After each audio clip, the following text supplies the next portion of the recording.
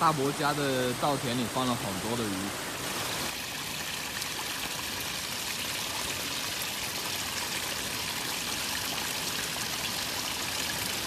这2天我们这边一直下雨，下大雨，然后稻田里的鱼都顺着这个水流慢慢的跑出来了。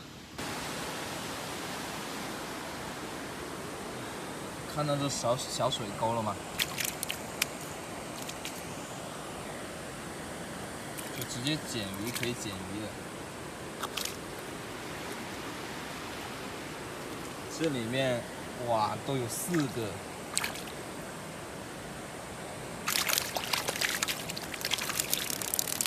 哇，别跑了，都这样的。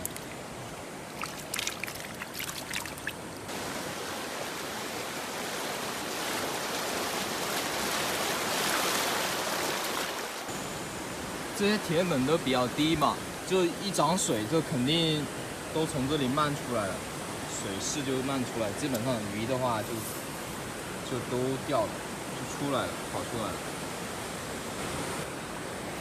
大部分还是这种鲫鱼，野生的。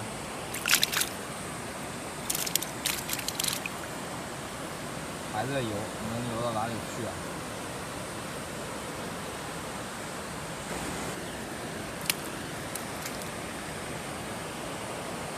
挺大个的，这个。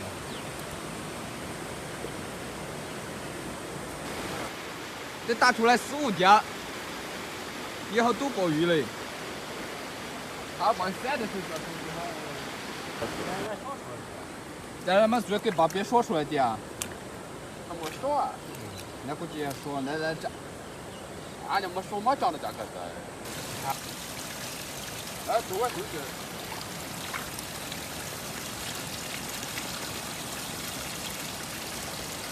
鱼么讲？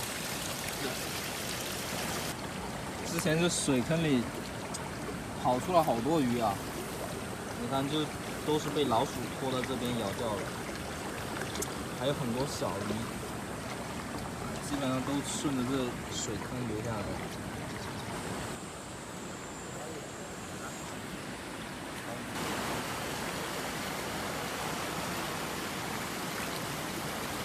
因为它往下的地方在。幸好没有被这群鸭子给逮到，不然它就没了。